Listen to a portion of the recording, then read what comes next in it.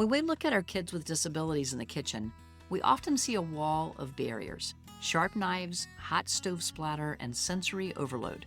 But what if the kitchen isn't a barrier at all? What if it's a clear path to building deep confidence, unexpected focus, and long-term independence? Today, I'm talking with Ivy Prince, the founder of Cooking Capable, to learn the simple shifts and accessible tools you can use right now to make your child truly kitchen capable. Welcome to the Prairie Chronicles, the podcast for parents who have children with disabilities. I'm your host, Tonya Wollum, and I'm glad you're here. At the recent Disability in the Church conference, I had the privilege of watching a live cooking workshop led by Ivy Prince. Ivy is the founder of Cooking Capable, an incredible organization based in South Carolina that teaches culinary life skills to individuals with disabilities. Her passion comes from a very personal place, growing up with 3 siblings with diverse needs. Right after her workshop, Ivy and I sat down for a quick chat to answer some of the most pressing questions parents have about kitchen safety, adaptive tools, and how to build independence at home. Let's listen in on my conversation with Ivy. This is Ivy Prince. I just attended her cooking class demonstration here at Disability in the Church, and I wanted to speak with her a little bit just to have her share more of what she's doing and how you can learn a few things from her of what you can do with your kids. So just 5 quick questions that we have here. First of all, welcome to Prairie. Hi, I'm glad to be here. Ivy, you started Cooking Capable because of your siblings. So Gray, Lily, and JP are the siblings that we're talking about. As a sister who's been in the kitchen with them, what's one thing that you realized about their capability that may not be obvious to the rest of the world? I think, well, with each of them, it's very different, different disabilities. Some are more hidden than others. With my older sister, I grew up cooking with her. She's 2 years older than me. I looked up to her for everything, but especially for cooking. She was always so intelligent. She brings so much to the table with recipes and tricks to use when I'm cooking. And I think the biggest thing with her was I don't think people realized how truly intelligent she was. People say, oh, she's shy, or she doesn't like talk. I was like, you have to actually have a conversation with her before you can say those things, because she loves to share about her interests and her passions. With my younger brother, I think with him is people don't realize how focused he can be. A lot of people see him as a kid that is bouncing around, and he is. He still is that way. He's been that way since he was born. He'll be bouncing around, though, in the kitchen. We put him in the kitchen, and he can stay super focused if it's a task that he really loves or it's a food that he wants to eat. That was something my parents were really good at, is getting us to learn how to cook. Their thing was, if you cook, you get to eat what you want. So he would be very focused. With my little sister, she's 4 years old. And it's just how interested a 4-year-old is in cooking, because she looks up to her big siblings. I think just how interested she is and how much she wants to be a part of it. I don't think people realize that. So the rest of the questions you're going to know now from that answer what her expertise is here. She's young, but she's coming with a lot of experience here. I wanted to ask a little bit about some safety things.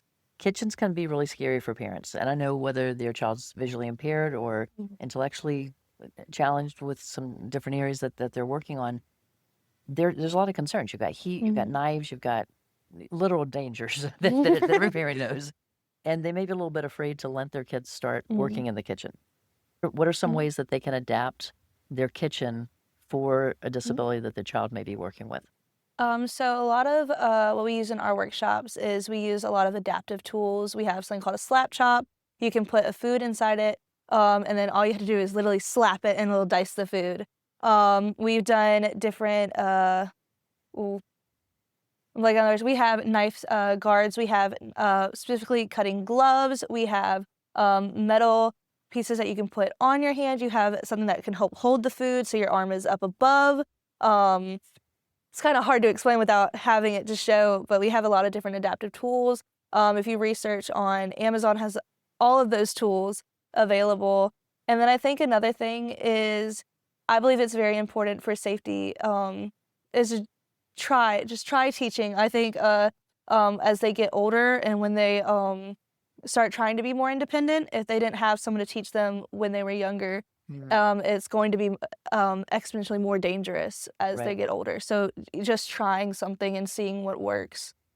I will add to that too. On her website, she has a page that has the links to all of her things, and it's an Amazon Associates page that she has. So I'm going to put that link in the show notes so you can go to her website and see the tools that she's talking about to get some ideas. right, so let's go on. When a child finishes one of your workshops, and she works with people from age 3 up through how old? 73. 73. Okay. But we're thinking about kids right now. Mm. So for parents that are listening here, so when a child finishes one of your workshops and they realize that they can actually make a nutritious meal for themselves, how does that change their confidence outside of the kitchen?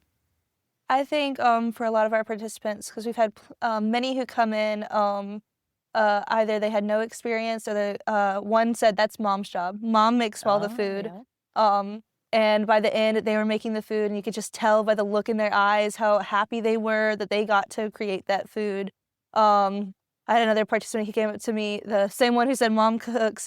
He goes, "Thank you for the food." And I turned to him, I was like, "Thank you for making the food." And just watching the confidence light up in his eyes, he's like, Oh, "Oh, yes, yeah. that's right. I did that." I think it teaches uh, when you go into something new, when you go into something challenging, to just try. With cooking it, a lot of people see disability in the kitchen. They see a line in Mhm. between. They see a lot of barriers.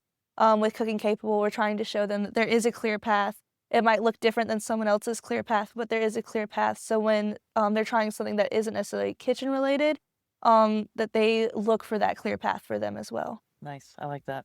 And I know our listeners can relate to that. You do these workshops and clinics and all where you're coming in and doing it, thinking about at home. So for a parent that's listening to this, they're not anywhere near you and they want to do this themselves. Mhm. How do they get started? I think recipe-wise, I love to do 3-step recipes. Anything that is very simple instructions. And another thing is one-pot meals, where everything goes into the same thing.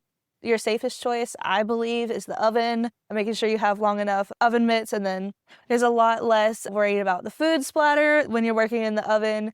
A lot of those type of recipes, I would say, are the best. Right, excellent. On your website, do you have recipes? I do not. I have all the recipes in a file. One of my goals one day is to be able to write a book, but I think that would be a good idea to go ahead and get them on the website. Well, if our listeners want to get in touch with you, so what is your website and how else can they get in touch with you? It's Cooking Capable with Ivy. We'll double check that and put it in the show notes for you so you can find that. And then email is cooking.capable@gmail.com. Okay, so that's easy. And we'll put that in there too. So you'll have all of the links. Always, if you ever miss it, just send me a note. I'll pass it on for you.